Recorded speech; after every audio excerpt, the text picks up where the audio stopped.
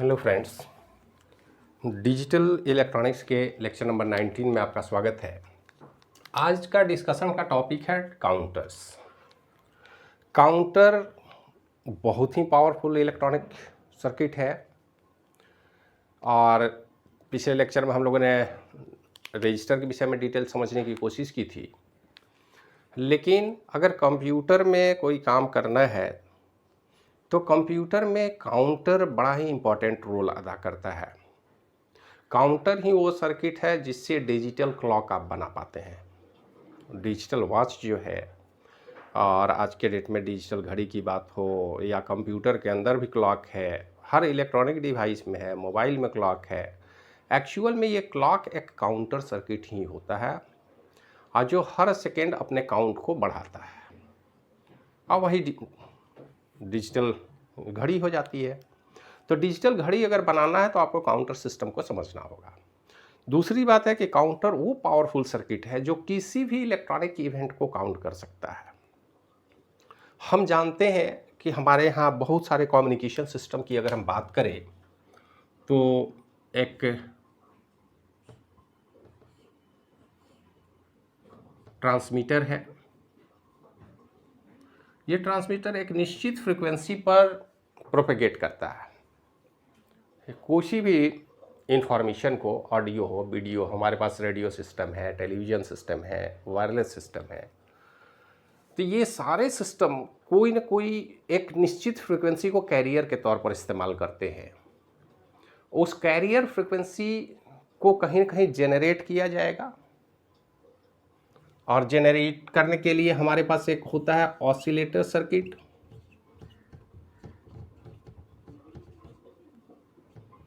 Oscillator circuit एक निश्चित frequency generate करेगा। फ्रीक्वेंसी जेनरेटर है ये। फ्रीक्वेंसी जेनरेटर का मतलब है कि एक इलेक्ट्रॉनिक सिग्नल जेनरेट किया, लेकिन उसकी काउंटिंग कैसे करेंगे हम? तो काउंटिंग के लिए हमें चाहिए काउंटर। हर रेडियो स्टेशन, पूरी दुनिया में जितने भी रेडियो स्टेशन हैं, एक निश्चित फ्रीक्वेंसी पर ही प्रोपेगेट कर सकते हैं, अपनी मर्जी से नहीं कर सकते। जैसे हर रेडियो स्टेशन अपना फ्रीक्वेंसी बोलता भी है कि 93.5 रेडियो मिर्ची से हम बोल रहे हैं, तो ये जो फ्रीक्वेंसी है 93.5, 98.3, 102.5, तो हर रेडियो स्टेशन को एक निश्चित फ्रीक्वेंसी दी जाती है, अलॉट की जाती है, वही उनका कैरियर फ्रीक्वेंसी है। आप कोई भी मैसेज भेजना चाहें एटमॉस्फेयर में रिसीवर के पास, तो आपको उसी कांस्टेंट फ्रीक्वेंसी का इस्तेमाल करना होगा। तो फ्रीक्वेंसी जनरेटर तो ऑसिलेशन के द्वारा होगा, ऑसिलेटर सर्किट से होगा, लेकिन हमको काउंट तो करना पड़ेगा कि हमारा फ्रीक्वेंसी कहीं डेविएट तो नहीं हो रहा। अगर डेविएट होगा तो रेडियो रिसीव भी नहीं कर पाएगा। एक निश्चित फ्रीक्वेंसी पर हम ट्यून करते हैं अपने रेडियो स्टेशन को ताकि उस फ्रीक्वेंसी को सीधे सीधे एक्सेप्ट कर सके। बाकी के दूसरे फ्रीक्वेंसी को उस टाइम में हम रिजेक्ट करते हैं। ट्यूनिंग का सिस्टम बना हुआ है रेडियो में। टेलीविज़न में हम चैनल सिलेक्शन करते हैं। तो ये जो फ्रीक्वेंसी, एग्जैक्ट फ्रीक्वेंसी की बात हो रही है, उसको आप काउंट कैसे करेंगे? तो हमें चाहिए एक काउंटर सर्किट। तो आप आसानी से कह सकते हैं कि counter is a digital circuit which can capable of counting an electronic events। किसी भी इलेक्ट्रॉनिक इवेंट को वो काउंट कर सकता है, क्योंकि हम जानते हैं कि सिग्नल तो हम देख नहीं सकते और हम देख जिसको नहीं सकते उसकी काउंटिंग हम कैसे करेंगे? काउंटिंग अगर करना है तो हमको कोई सर्किट चाहिए, कोई सिस्टम चाहिए, और उस काउंटिंग के लिए हमारा काउंटर सर्किट जो है वो बड़ा ही पॉपुलर है। ये किसी भी सिग्नल की काउंटिंग कर सकता है, करने में सक्षम है। तो जब बात हम कर रहे हैं काउंटर की, तो काउंटर एक सर्किट है। अब यहाँ डिफिनीशन में लिखा है counter is a digital register circuit. इसका मतलब है कि रजिस्टर से मिलता जुलता सर्किट है।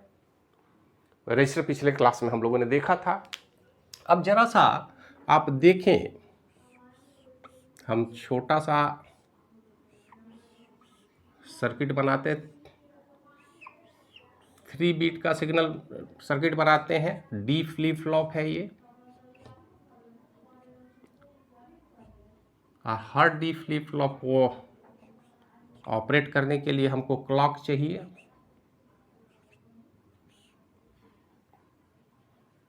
इसको क्लॉक की ज़रूरत होगी इसके आउटपुट में Q है। अब चूंकि 3 है तो हम Q0, Q1 और Q2 की बात कर लें। और यहाँ पर हम दे रहे हैं क्लॉक CL के, हम लिख रहे हैं ये वो डिजिटल क्लॉक है जिसकी काउंटिंग हमें करनी है।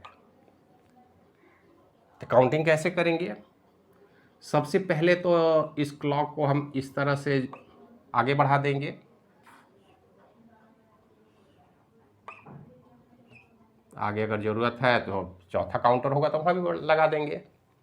और इस काउंटर को यहाँ आउटपुट में हम निकालने की कोशिश करेंगे। और आउटपुट में निकालेंगे तो यहाँ पर इस सर्किट में एक छोटा सा काम हम करते हैं।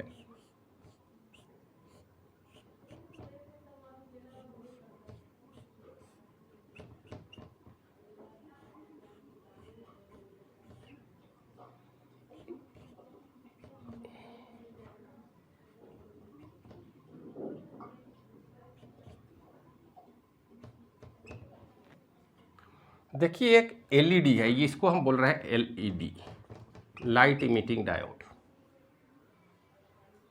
अब इस डायोड की खूबी क्या है कि जब यहाँ पर अगर कोई 5 वोल्ट का हम सिग्नल दें इस LED को और इधर 0 वोल्ट दे दें तो ये लाइट जनरेट करता है। बहुत सारे इलेक्ट्रॉनिक इंडिकेटर में आप LED देखते हैं, टेलीविज़न में, रेडियो, जो भी इलेक्ट्रॉनिक सर्किट है, इवन मोबाइल में भी आप ब्लिंक करता सिग्नल LED हम लगा देते हैं।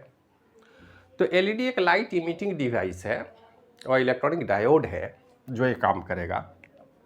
सवाल है कि इसकी ज़रूरत क्या है? ज़रूरत हमको सिर्फ यहीं तक है, ये हमने एडिशनल अपने सर्किट में जोड़ रखा है। और इसको जोड़ने का मकसद ये है कि जब यहाँ पर सिग्नल 1 होगा, बाइनरी अगर हम बात करें, तो ये ग्लो करेगा, मतलब लाइट इमिट करेगा, और 0 होगा तो लाइट इमिट नहीं करेगा। मतलब यहाँ पर अगर इस तरह का सिग्नल हम दें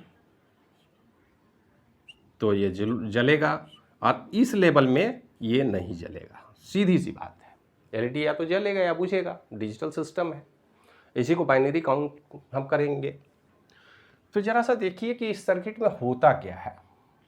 सबसे पहले अगर इस सर्किट को और डिटेल में हम समझने की कोशिश करें तो बेहतर तरीका इसको समझने का है कि एक हम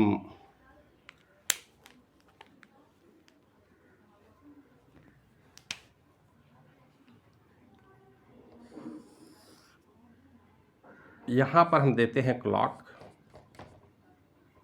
तो क्लॉक इस तरह से चलेगा।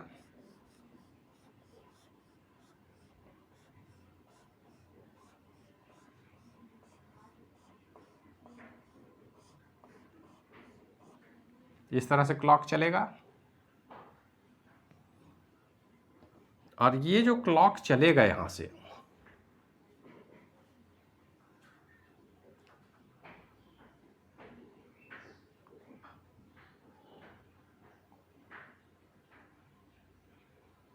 तो ये जो डी टाइप फ्लिप फ्लॉप लगा हुआ है, ये D type flip flop negative edge trigger है। देखिए बबल हमने लगा रखा है, तो सीधी सी बात है कि निगेटिव एज में ट्रिगर करेगा ये।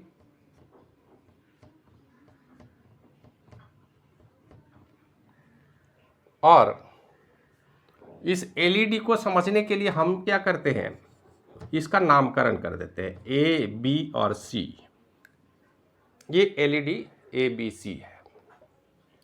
देखिए जब क्लॉक आएगा तो क्लॉक तो D0 को जा रहा है, D2 को जा रहा है, ये D0 है हमारा। तो D2 को जब हम क्लॉक देंगे, क्लॉक हमारा यही है, ये सिंबल यहाँ पर हमने रिप्रेजेंट कर दिया है। तो D2 को अगर हम C लिख दें कोई दिक्कत नहीं, क्योंकि हमको सिग्नल तो फाइनली आउटपुट C पर देख रहे हैं, हमने यहाँ तो देख नहीं रहे हैं। तो C पर सिग्नल कब मिलेगा? मान लेते हैं ये है C, तो C पर सिग्नल आउट होगा जब इसका निगेटिव एज आएगा, तो ये यहाँ से पास करेगा सिग्नल। तो जब भी ये जो सिग्नल है इसके निगेटिव एज पर ये ट्रिगर होगा, और ट्रिगर होगा तो देखिए क्लॉक पल्स हमारा 1 भी है 0 भी है, 1 है 0 है, 1 है 0 है, इस तरह से चल रहा है।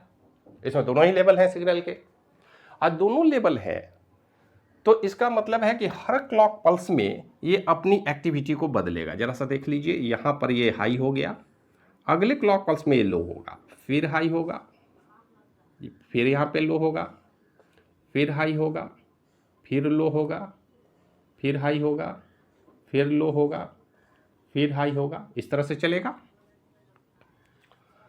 अब जरा सा इस फ्लिप फ्लॉप की बात करें जो है D1, जिसका आउटपुट हमको मिलेगा B पर। तो इसे B का क्लॉक ये नहीं है, B का क्लॉक Q2 है, मतलब B का क्लॉक एक्चुअल में C है। तो ये जो C है यही क्लॉक का काम करेगा। तो C सिग्नल तो इस तरह से चल रहा है, यहाँ पर लो हो रहा है। इसका मतलब है कि ये अभी तक रुका रहेगा, यहाँ पे चेंज होगा, फिर यहाँ चेंज होगा, फिर यहाँ चेंज होगा, फिर यहाँ चेंज होगा, इस तरह से चलेगा। और यही कंडीशन D0 के लिए हम करें तो D0 का क्लॉक B है, आप देख सकते हैं यहाँ जुड़ा हुआ है। तो ये जो B है यही इसके लिए क्लॉक है, और क्लॉक स्वाभाविक है कि ये ट्रिगर तो निगेटिव एज में है, पॉजिटिव एज में तो बिल्कुल भी नहीं कर रहा है। तो थोड़ा सा सिग्नल का वेव फॉर्म गड़बड़ हो रहा है, इसको ज़रा सा आप लोग देख लेंगे।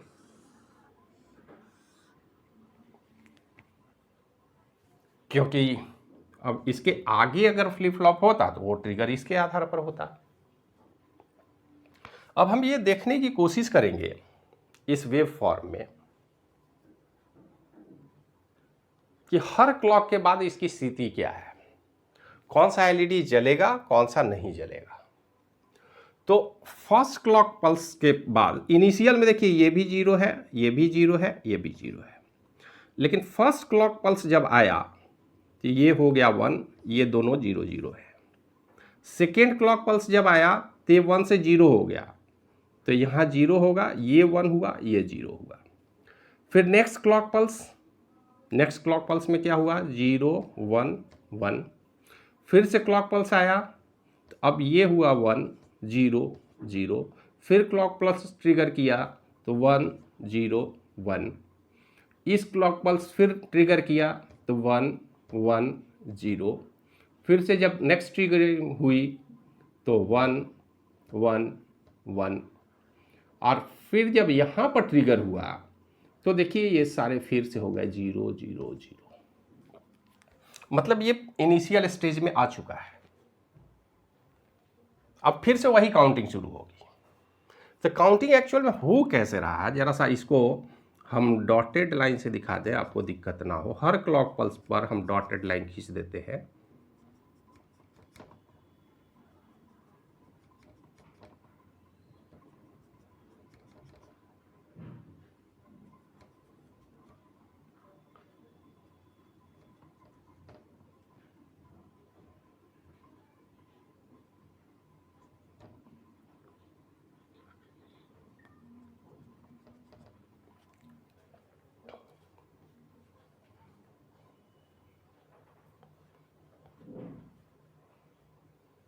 अब बात समझ में आई।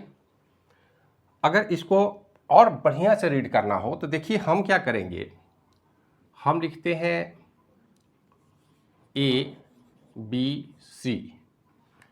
ए, यहाँ पर ए लिख दें, और इधर से हम काउंटर करते चले 0 0 0 0 0 1 0 1 0 0 1 1 1 0 0 1 0 1 1 1 0 1 1 1। ये स्थिति वैसे ही चल रही है। इसको आप काउंटर बोल सकते हैं। अगर इसका डेसिमल इक्विवेलेंट लिखना हो तो हम क्या करेंगे, 0 0 0 0 0 0 1 1 2 3 4 5 6 7। तो एक्चुअल में एलईडी ग्लो इस स्थिति में करेगा, फर्स्ट क्लॉक पल्स में सी ग्लो करेगा, तो 0 0 1 मानेंगे, बी ग्लो करेगा तो 0 1 0, दोनों ग्लो करेंगे तो 0 1 1, ये ग्लो किया यहाँ पे आप देख लीजिए, और बाकी दोनों 0 0 है तो 4 1 0 1 5 1 1 0 6 1 1 1 7। तो एक बेसिक स्ट्रक्चर है काउंटर का, और इस काउंटर को एक्चुअल में हम जो क्लॉक दे रहे हैं इसी की काउंटिंग ये यहाँ डिस्प्ले कर रहा है कि क्लॉक कितना है। ये अलग बात है कि फ्रीक्वेंसी बढ़ाएंगे तो जल्दी जल्दी काउंट होगा और तेज़ी से बदलेगा, क्योंकि फ्रीक्वेंसी जो ही हम बढ़ाएंगे टाइम पीरियड कम हो जाएगा तो कम टाइम पीरियड में फ्रीक्वेंसी चलेगा, और जब फ्रीक्वेंसी लो करेंगे तो धीरे धीरे करेगा, मतलब फ्रीक्वेंसी घटाएंगे तो इनका सेट करने का टाइम भी चेंज होगा। लेकिन हर स्थिति में हर क्लॉक पल्स की काउंटिंग यहाँ पर ये शो करेगा कि क्लॉक कितने पल्स का है। और चूंकि देखिए इस पूरे सिस्टम को अगर काउंटर की दृष्टि से देखें तो पहले फर्स्ट काउंट, उसके बाद सेकेंड काउंट, फिर तीसरा काउंट। इस काउंटर को ही हम बोलते हैं रिपल काउंटर और एसिंक्रोनस काउंटर। सिंक्रोनस कोई तालमेल नहीं है, पहला काम पहले करेगा, उसके बाद दूसरा करेगा, उसके बाद तीसरा करेगा, फिर चौथा करेगा एंड सो ऑन।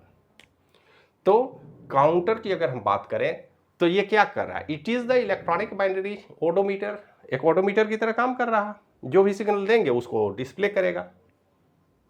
ये अलग बात है कि ये डिस्प्ले अभी न्यूमेरिक नहीं कर रहा है, ये जो डिस्प्ले कर रहा है इसको हम एलईडी से 0 1 ग्लो या नॉट ग्लो के आधार पर डिसाइड कर रहे हैं। अगर हम चाहें तो यहाँ पर एक 7 सेगमेंट भी आता है। 7 सेगमेंट एलईडी का वो कॉम्बिनेशन है जिसको इस तरह से अरेंज किया जाता है, आप काउंट कर लें, A B C D E F and G, 1 2 3 4 5 6 and 7। ये 7 वो डिजिट है जिसके सहयोग से न्यूमेरिक डिस्प्ले कोई भी किया जा सकता है। इसे 0 भी लिख सकते हैं आप, अगर हम सिर्फ बी को हटा देते 0 हो जाएगा, इन सबको हटा दे तो 1 हो जाएगा, 2 हो जाएगा, 3 हो जाएगा, मतलब इससे हर न्यूमेरिक नंबर 0 to 9 डिस्प्ले किया जा सकता है, इसलिए इसको बोलते हैं 7 सेगमेंट डिस्प्ले। अगर इस डिस्प्ले का यहाँ पर हम इस्तेमाल करें तो सीधे सीधे न्यूमेरिक डिस्प्ले करके वो बता देगा फ्रीक्वेंसी काउंट। तो ये एडिशनल सर्किट है, इसके जगह पर हम इसको लगाएंगे तो थोड़ा सा और एक्सपेंशन करना होगा, मिनिमम हमको 4 बिट का फ्लिप फ्लॉप लगाना होगा, उन चारों इनपुट को इसको BCD 7 सेगमेंट डिकोडर में देना होगा, तब डिकोडर से इसको ऐड करते हैं।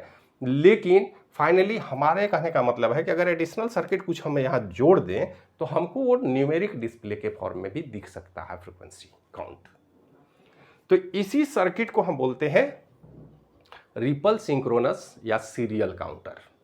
टर्म कुछ भी हो, अलग अलग बुक में अलग अलग हो सकते हैं, लेकिन आप चाहें तो रिपल एसिंक्रोनस या सीरियल काउंटर इसे कह सकते हैं। तीनों एक ही है, कोई अंतर नहीं है। अब इसमें टाइप की बात, मोड की बात होगी, तो अभी जो काउंटर हमने बनाया है इसको क्या किया है, ये अप मोड में है। अगर आप चाहें, देखिए थोड़ा सा अगर हम बदलाव करें तो इस काउंटर में बहुत हल्का चेंज हम कर रहे हैं। हम जानते हैं ये Q2 बार है, ये Q1 बार है और यहाँ Q0 बार है। फ्लिप फ्लॉप में तो दोनों ही आउटपुट मिलता है। हम केवल यहाँ से क्लॉक सिग्नल इसके थ्रू देंगे।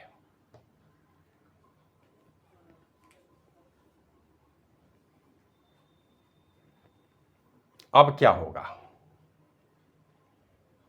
अब आप अगर विचार करेंगे तो ये क्लॉक में जो आउटपुट है, ये जो आउटपुट है ये ठीक उल्टा हो जाएगा। मतलब निगेटिव में अब ये ट्रिगर नहीं होगा, फर्स्ट तो निगेटिव से ट्रिगर होगा, लेकिन जस्ट इसका अपोजिट ये काम करेगा।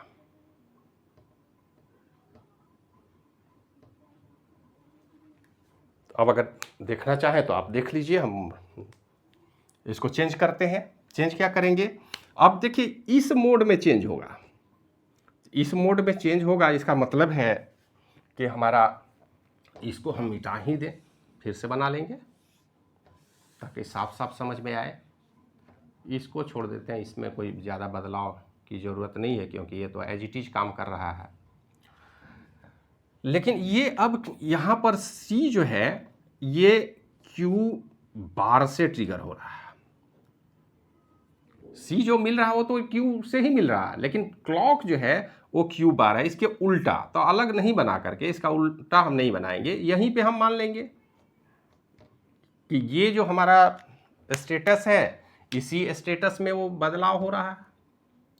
जब जब हाई होगा तब तब बदलाव होगा। ये तो निगेटिव का है, यहाँ पर चेंज होगा, फिर यहाँ चेंज होगा। ये अप से डाउन है, इसलिए डाउन में कुछ नहीं होगा। अब जरा देखिए, जब ये क्लॉक का काम करेगा तो ये जो Q1 का स्टेटस मतलब B का स्टेटस कहाँ चेंज होगा? यहीं पे चेंज हो जाएगा, क्योंकि यहाँ ट्रिगर हो रहा है, फिर यहाँ ट्रिगर होगा, फिर यहाँ ट्रिगर होगा, फिर यहाँ ट्रिगर होगा, फिर यहाँ ट्रिगर होगा। इस तरह से चलेगा। और यही स्थिति A के साथ भी होगी। A में क्या होगा? तो यहाँ भी Q बार से ट्रिगर हो रहा है। ये तो डायरेक्ट आउटपुट में मिल रहा है, लेकिन ट्रिगर ये जो क्लॉक इसको मिल रहा है वो Q बार से मिल रहा है। तो Q बार से मिलने का मतलब है यहाँ भी वही स्थिति होगी, और जब ये ऊपर की ओर जाएगा तो ये चेंज होगा।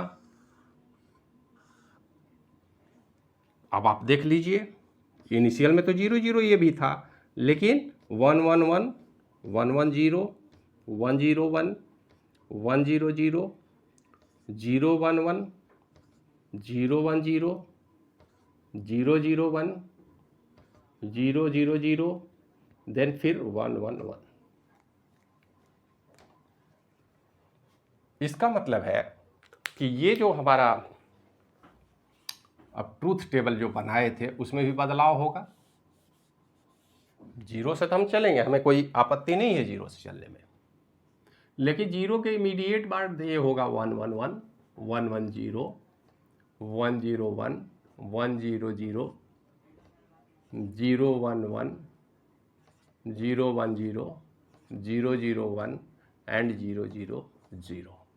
अब आप देख लीजिए, अगर न्यूमेरिक वैल्यू लिखेंगे तो 7 6 5 4 3 2 1 एंड 0।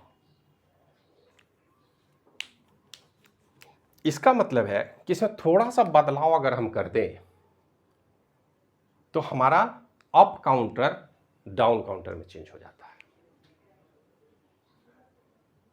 तो अप या डाउन काउंटर बनाना है, अगर पहले से हमने डिसाइड कर लिया कि हमें अप या डाउन काउंटर ही बनाना है तो इस आधार पर हम डिसीजन ले लेंगे।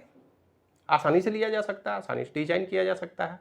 लेकिन यदि आप कहेंगे कि नहीं, ऐसा हम नहीं करेंगे, हम अपनी मर्जी से डिज़ाइन नहीं करेंगे, बल्कि डिज़ाइन में हम ऑप्शन देंगे, यूजर खुद से सेलेक्ट कर ले, मोड सेलेक्ट कर ले कि उसे अप काउंटर चाहिए या डाउन काउंटर चाहिए। तो सवाल है कि हाउ इट इज पॉसिबल, ये कैसे होगा, ऐसा काम हम कैसे कर सकते हैं। एक डिज़ाइन में थोड़ा बदलाव करने की कोशिश करते हैं, और देखिए डिज़ाइन में जब चेंज करेंगे तो क्या होगा। हम क्या करते हैं, यहाँ थोड़ा सा जगह बना लेते हैं, केवल एक में ही हम कर लें तो आसानी से समझ में आ जाएगी, आपको कोई दिक्कत नहीं होगी। हमने क्या किया, एक यहाँ पर सर्किट बनाया, ये क्लॉक वही है, और इस क्लॉक में हमने और गेट का कनेक्शन दे दिया, और यहाँ पर एक एंड गेट हमने लगाया, एंड गेट का आउटपुट यहाँ जोड़ दिया, एंड गेट यहाँ जोड़ दिया। ये हमारा डी टाइप फ्लिप फ्लॉप होगा, D2 Q2 Q2 bar and clock, और यहाँ पर क्लॉक हमने दे दिया। निश्चित रूप से क्लॉक इस तरह से चलेगा, कोई दिक्कत नहीं है, आते रहे। और यहाँ पर हमने क्या किया, इसको जोड़ रखा है, यहाँ पर इसको जोड़ रखा है, और ये दोनों ही पॉइंट को बाहर निकाल दिया, और यहाँ पर हमने लिखा अप और यहाँ पर लिखा डाउन।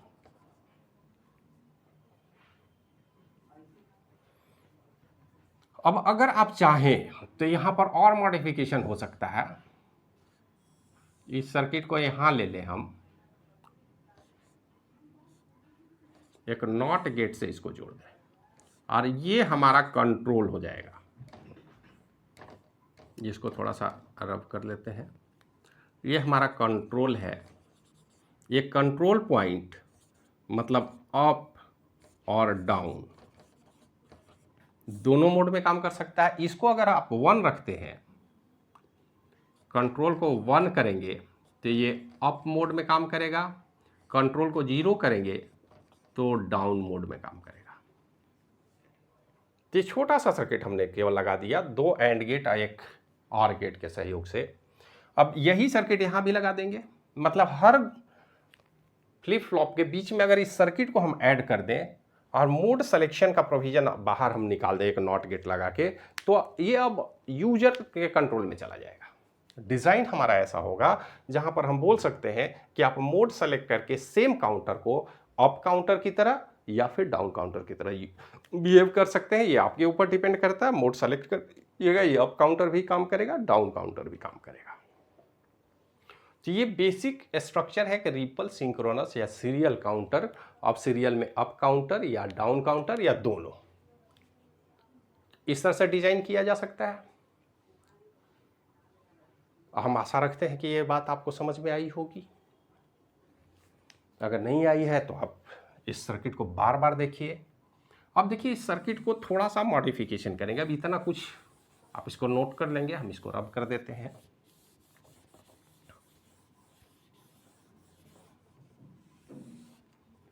इसका मतलब है कि रिपल, सिंक्रोनस या सीरियल काउंटर बनाया जा सकता है। सीरियल अप काउंटर भी बनाया जा सकता है, डाउन काउंटर भी बनाया जा सकता है। मोड सिलेक्शन के आधार पर अप डाउन का सिलेक्शन भी किया जा सकता है। लेकिन इस सर्किट में प्रॉब्लम क्या है? बेनिफिट तो बहुत है, आप इलेक्ट्रॉनिक इवेंट को आसानी से काउंट कर सकते हैं, ओडोमीटर की तरह यूज कर सकते हैं, अप भी कर सकते हैं, डाउन भी कर सकते हैं। लेकिन प्रॉब्लम क्या है जरा सा देखें कि मान लेते हैं ये हमारा काउंटर का बिट सिलेक्शन है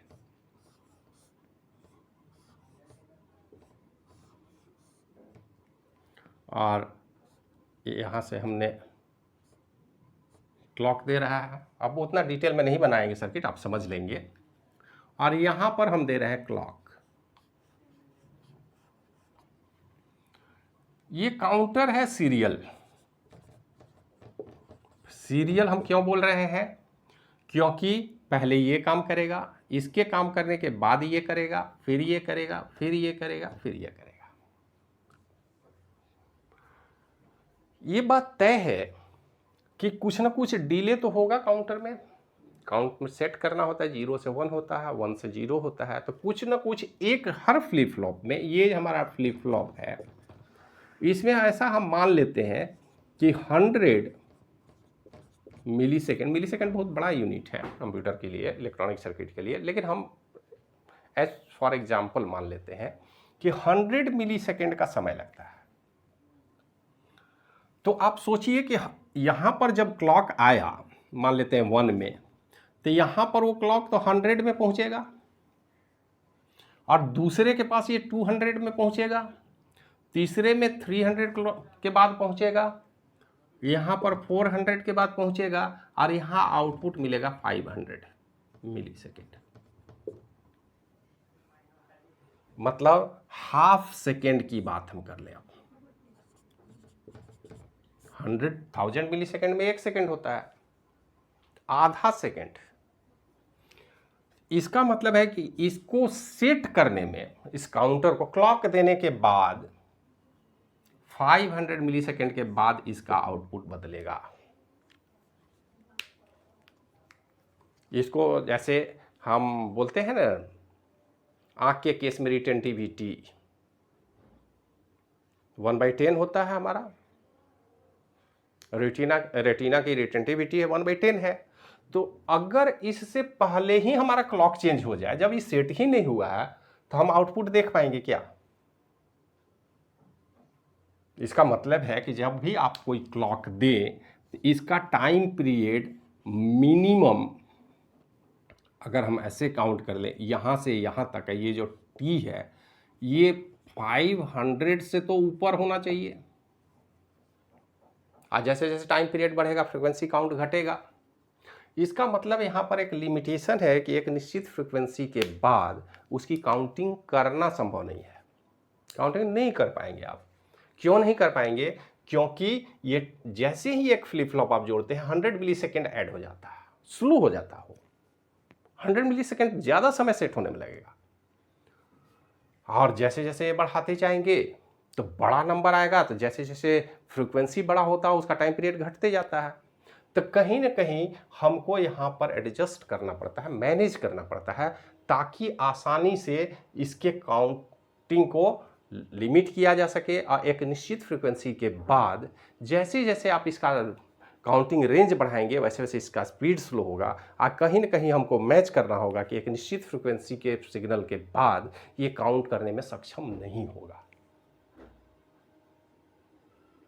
क्योंकि आज जो हम काउंटर डिज़ाइन करते हैं अपने कंप्यूटर सिस्टम के में, तो हम सबसे पहले बोलते हैं सीपीयू का कितना भाई, 3.9 गीगाहर्ट्ज़, 4.8 गीगाहर्ट्ज़। 4.8 गीगाहर्ट्ज़ की फ्रीक्वेंसी को काउंट करने के लिए सीरियल काउंटर आप जब बनाएंगे तो आप पाएंगे कि तो 100 मेगाहर्ट्ज़ से ज़्यादा काउंट ही नहीं कर पा रहा। तो उस हाई फ्रीक्वेंसी को काउंट कैसे किया जाए? तो उसको काउंट करने का तरीका हमने बदल दिया।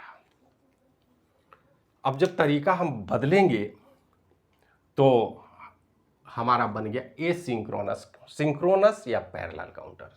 सिंक्रोनस और पैरेलल काउंटर में व्यवस्था क्या है जरा सा आप देख लें। काउंटर की डिज़ाइन पर अभी हम डिस्कशन नहीं कर रहे हैं, हम सिर्फ ये बताना चाह रहे हैं कि आखिर वो काम कैसे होता है। तो देखिए यहाँ पर जो क्लॉक है वो हम एक साथ सारे फ्लिप फ्लॉप को देंगे।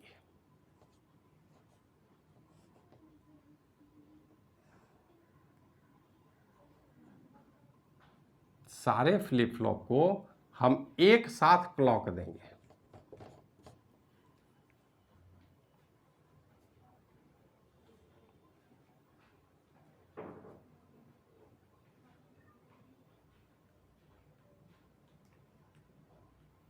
अब अगर सारे फ्लिप फ्लॉप को हम एक साथ क्लॉक दें तो इनको सेट होने में कितना समय लगेगा?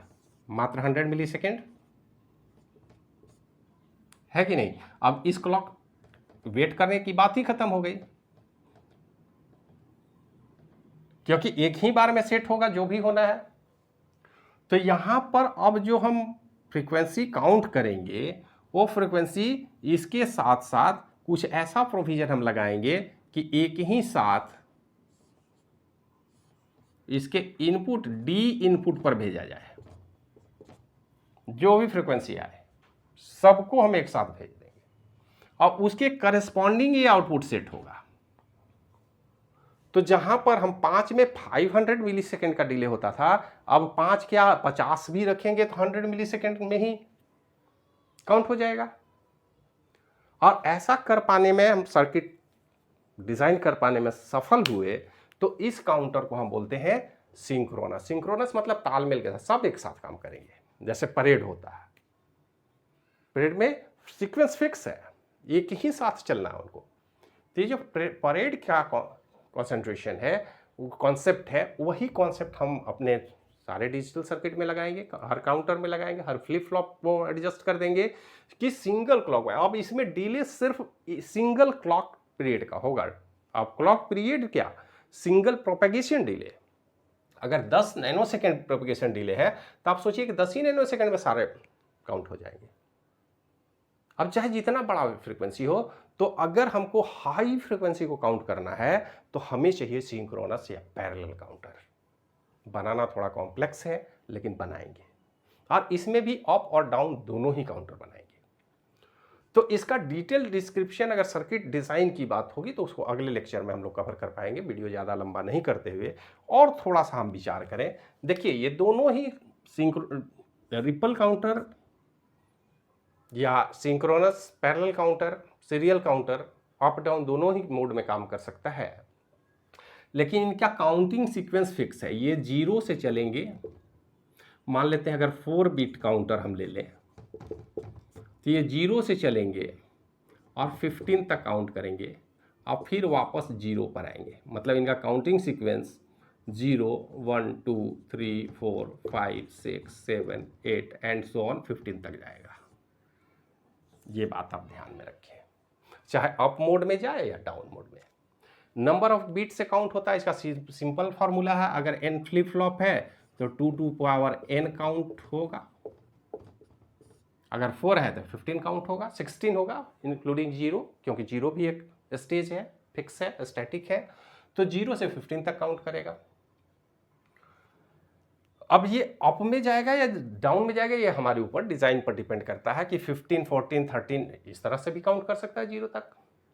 लेकिन अगर इसमें कुछ बदलाव करना चाहे तो, अगर हम ऐसा चाहते हैं,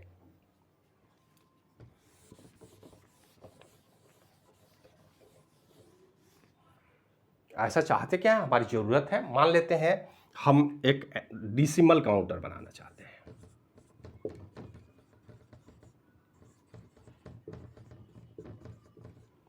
डेसिमल काउंटर तो हमारा काउंट होना चाहिए 0, 1, 2, 3, 4, 5, 6, 7, 8, 9 एंड 0।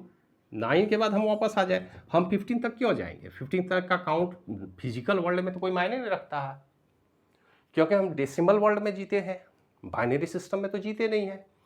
तो हमारा जितने भी, चाहे पेट्रोल पंप के काउंटर हो, गाड़ी का स्पीडोमीटर का काउंटर हो, माइल मीटर का काउंटर हो, और भी जितने भी काउंटर लगे होते हैं, डिजिटल क्लॉक की बात करें तो क्लॉक बाइनरी से चलेगा क्या? डेसिमल सिस्टम से चलेगा।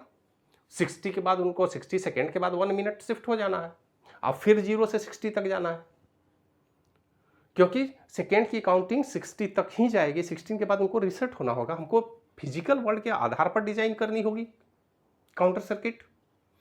तो काउंटर सर्किट अगर हम इस तरह का व्यवस्था बनाए तो इसको हम बोलते हैं मोड काउंटर। मोड काउंटर कहने का मतलब ये काउंटर होगा मोड 10 काउंटर। 10 मतलब 10 नहीं लिखा रहेगा, 0 to 9, 10 डिफरेंट स्टेट। इसका मतलब किसी भी, आप इस काउंटर को भी बोल सकते हैं मोड, लेकिन मोड कितना होगा? ये मोड 16 हो गया, 0 to 15। मोड 10 काउंटर बना सकते हैं आप, मोड 3 काउंटर सीखने के लिए बना सकते हैं, मोड 5 काउंटर बना सकते हैं। मोड 5, मोड 3 देखिए, ये हो गया 0 to 9। मोड 3 मतलब 0, 1 एंड 2, देन वापस 0। मोड 5 0, 1, 2, 3, 4 और देन 0। यही रेंज है इनका। तो मोड काउंटर अगर हम बनाना चाहें तो हम बना सकते हैं, नहीं बनाएंगे तो प्रैक्टिकल एप्लीकेशन ही नहीं होगा। बाइनरी काउंट करते रहेगा तो उससे हमारा काम तो हो, सॉल्यूशन का नहीं मिलेगा।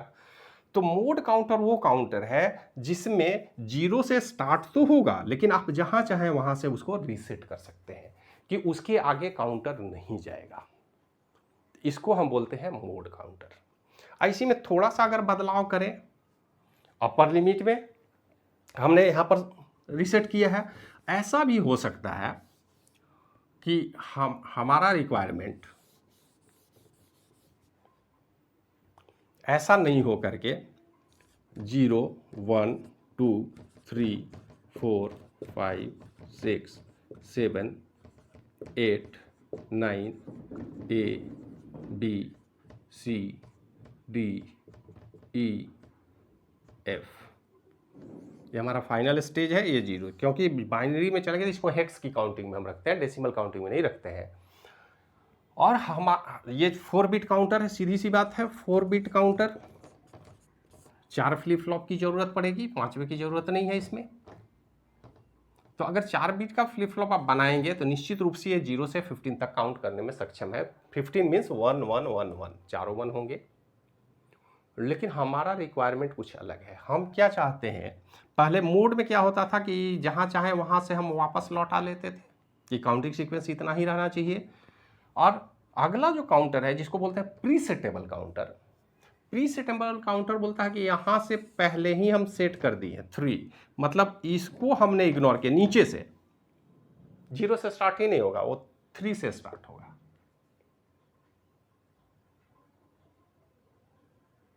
ये 0 से स्टार्ट नहीं हो करके ये सीधे 3 से स्टार्ट होगा। 3 4 5 6 7 8 9 10 11 12 13 14 15 3 3। नीचे से थोड़ा शिफ्ट कर दिया आपने, तो काउंटर में गड़बड़ी करने का भी यही चांस मिलता है। अगर जल्दी से कोई देखे नहीं तो उसको ऊपर से ही शिफ्ट कर दें, प्रीसेट कर दिए कि ठीक है 0 से नहीं 3 से स्टार्ट कर दीजिए, तो 0 के बदले वो 3 डिस्प्ले करेगा।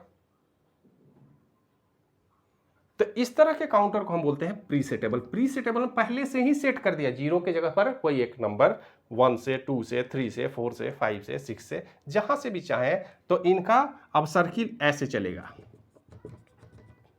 हायर तक जाएगा फिर वापस आएगा। ये तीनों स्टेज को हमने ओमिट कर दिया अपने काउंटर से, तो ये हो गया प्रीसेटेबल काउंटर। तो काउंटर हमने देखा ripple counter, synchronous counter, mod counter, presettable counter. एक काउंटर बचता है ring counter. Ring counter actual में काउंटर नहीं है, उनकी क्या स्थिति है उस पर जरा सा डिस्कस कर लें, वीडियो को ज़्यादा लंबा नहीं किया जाए। तो ये छोटा सा काउंटर सर्किट है, देखिए इनकी स्थिति क्या है।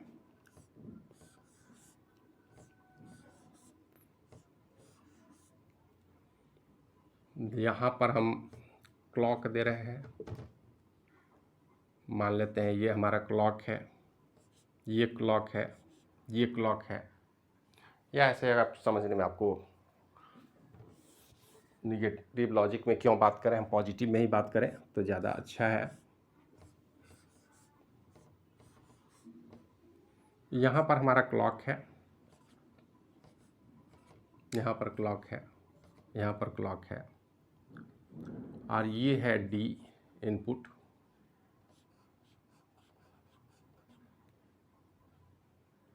ये डी इनपुट, फिर यहाँ D2, D1, D0,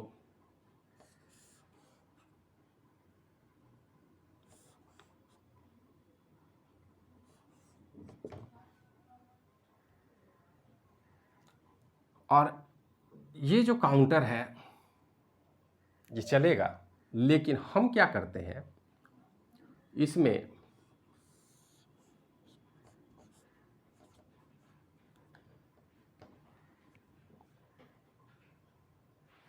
तो ये क्या होगा, मान लेते हैं अभी हमने सेट कर दिया है, या सेट करने के लिए हम क्या करते हैं, काउंटर में एक प्रीसेट है और क्लियर इनपुट होता है, तो आप क्लियर इनपुट को यहाँ ले लें, और इस प्रीसेट को भी इधर से नहीं निकाल के हम यहीं से निकाल लें,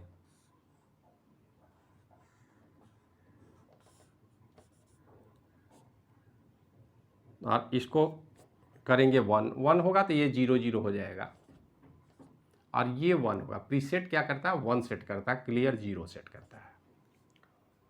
तो जो ही इसको मान लेते हैं हम 0 किए तो 1 हो गया, और बाकी दोनों 0 हो गया। फिर ये वापस यहाँ से हम इनको वापस सीधे जोड़ दिए, अब नॉट गेट वहाँ नहीं लगाएंगे। ये एक्चुअल में करता क्या है, इस काउंटर पर हर क्लॉक में, क्लॉक तो इस तरह से आता रहेगा,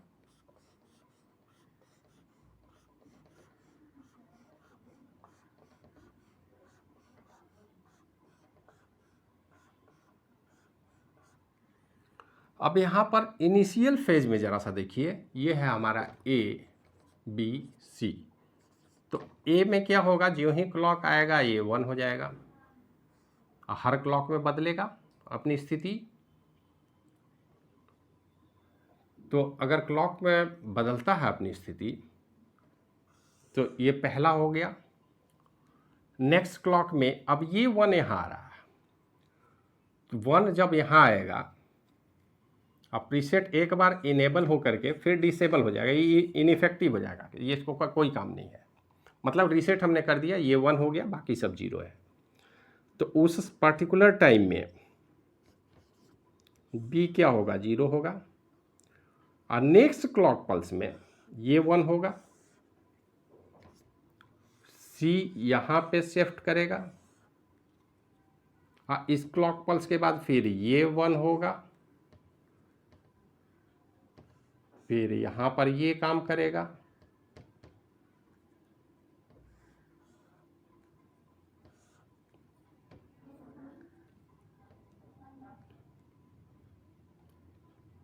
और एक निश्चित टाइम में ये फिर ख़त्म हो जाएगा। तो फिर उसके बाद ये काम करेगा, फिर ये एक्टिव होगा, फिर ये एक्टिव होगा, इस तरह से चलेगा। तो एक्चुअल में क्या है, ये 1 हुआ, 1 1 1 1 1 1 1 1 1, इस तरह से ये हर क्लॉक में शिफ्ट हो रहा है। ये काउंटर तो है, लेकिन इस काउंटर को से हम कुछ काउंट नहीं करते हैं।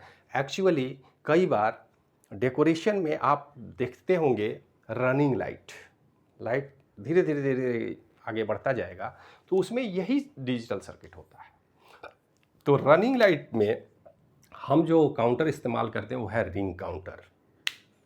जितने भी फंक्शन में, शादी में, ब्याह में, या फिर गाड़ी वगैरह के डिस्प्ले में भी देखिएगा, बहुत सारा ऑर्गेनाइज इंस्टीट्यूशन में या बड़े बड़े दुकान में भी आप देखेंगे वहाँ रनिंग लाइट लगा हुआ है, घूमते रहता है, वो यही रिंग काउंटर होता है। वो एक्चुअल में काउंटिंग नहीं करता कुछ, लेकिन काउंटर सर्किट के आधार पर डिजाइन किया गया है, इसलिए इसको हम बोलते हैं रिंग काउंटर। तो ये काउंटर 5 तरह के हैं, जिसमें डिटेल हमने सिंक्रोनस सीरियल काउंटर का डिटेल सर्किट एक्सप्लेनेशन किया, अप काउंटर, डाउन काउंटर बना के दिखाया।